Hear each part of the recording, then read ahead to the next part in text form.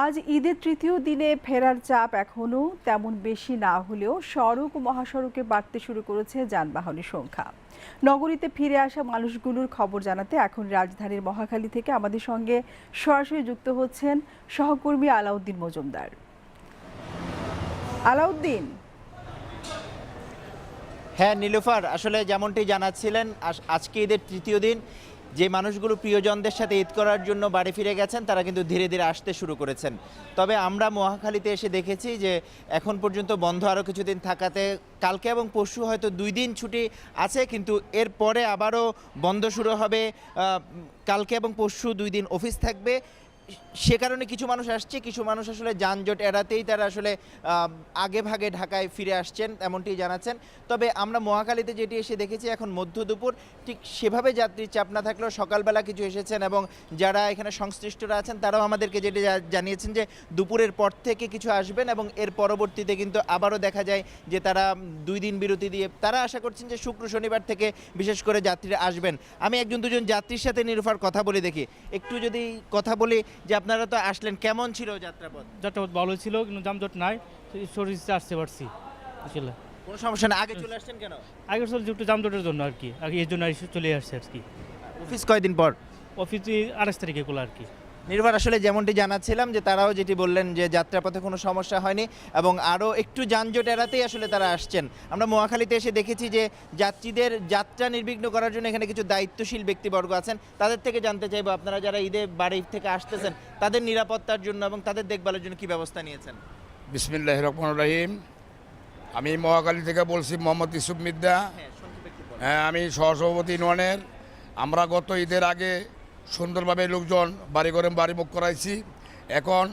এখন পর্যন্ত লোকজন আসার শুরু হয় নাই, হয়তো আগামী বৃহস্পতিবার থেকে ঢল নামবে।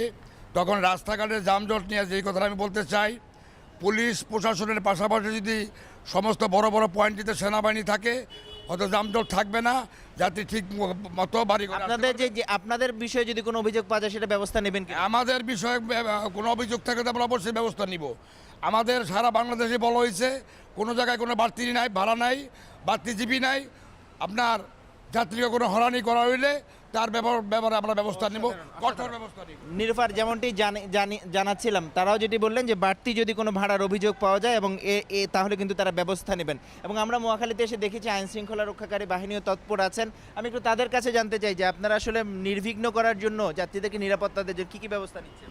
যে আমাদের এখানে যে ব্যবস্থাটা নেওয়া হচ্ছে সেটা হচ্ছে, যেমন আজকে আমার সকাল থেকে আমাদের কলিগদের ডিউটি ছিল, সকাল থেকেই আমরা রয়েছি, সকাল থেকে এই ফাঁকা ফাঁকা অবস্থা। আর হচ্ছে কোনো প্রকার অভিযোগ কিন্তু এখন পর্যন্ত আমরা পাইনি। যেই ধরনের যাত্রীরা আসতেছেন সবাই এসে শুধু কাউন্টারের কথা জিজ্ঞেস করতেছেন, আমরা দেখিয়ে দিচ্ছি কাউন্টার। অভিযোগ পেলে কি তাৎক্ষণিক ব্যবস্থা নেবেন? অভিযোগ পেলে তাৎক্ষণিক ব্যবস্থা নেওয়া হবে। আমাদের নির্বাহী ম্যাজিস্ট্রেট মহোদয় যারা অ্যাসাইন করা আছেন তাদেরকে জানানো মাত্রই সাথে সাথে এটার ব্যবস্থা নেওয়া হচ্ছে। ধন্যবাদ নীলুফার। আসলে যেমনটি জানাচ্ছিলাম, ঈদ যাত্রায় মানুষ কিন্তু আসলে বাড়ি থেকে তারা ধীরে ধীরে আসতে শুরু করেছেন। ঠিক সেভাবে না হলে আমি আপনাদেরকে চিত্রটি দেখালাম যে এখানে যারা মহাখালীতে দায়িত্বে আছেন তারাও আসলে তৎপর আছেন যাতে যেই যাত্রাটি হয়েছিল ঈদের আগে সেটি যেমন নির্বিঘ্ন ছিল, ঈদের পরবর্তী ফিরতি যাত্রাটিও যাতে নির্বিঘ্ন হয়। এবং যাত্রীরাও জানালেন স্বস্তির একটি যাত্রা তাদের হয়েছে এবং আইন শৃঙ্খলা রক্ষাকারী বাহিনীও তৎপর আছেন। সব মিলে বলা যায় যে ঈদের আগের মতো ঈদের পরবর্তীতেও সবখানেই ব্যবস্থা নিয়ে রাখা হয়েছে এবং তারাও তৎপর আছেন যাতে যাত্রীদের নিরাপদভাবে তারা সেই যাত্রাটিও করতে পারেন, ফিরতি যাত্রা। এই ছিল নীলুফার আসলে আমার কাছে এখন পর্যন্ত ফিরতি যাত্রার ঈদের খবর। আমরা অন্য সংবাদ জানার জন্য স্টুডিওতে যাব। নীলুফা, অবশ্যই আপনি আমাকে শুনতে পাচ্ছেন? হ্যাঁ, ধন্যবাদ আলাউদ্দিন আপনাকে।